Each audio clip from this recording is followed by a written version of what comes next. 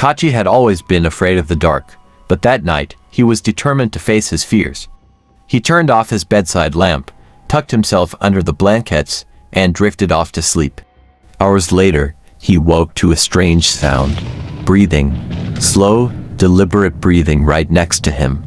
At first, he thought it was his imagination, maybe a remnant of a bad dream. But then he felt it a shift in weight. Someone, or something, was on his bed. His heart raced as he slowly turned his head, trying not to make a sound. In the pale light from the moon filtering through the window, he saw it. A shadowy figure, small like a child, lying beside him. It didn't move, it didn't speak, it just lay there, breathing slowly, deeply. Kachi's body froze with fear. He lived alone with his mother, and she was out of town for the night. No one should have been in the house. His throat tightened as a chilling thought hit him. What if this thing had been there all night, just waiting? Gathering his courage, Kachi slowly slid his hand under the pillow to grab his phone.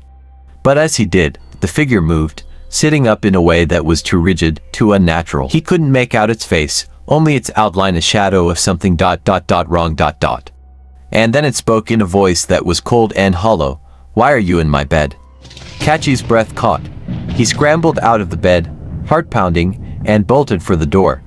But before he could reach the handle, the door slammed shut on its own. He turned back to see the figure now standing on the bed, its head tilted unnaturally to one side.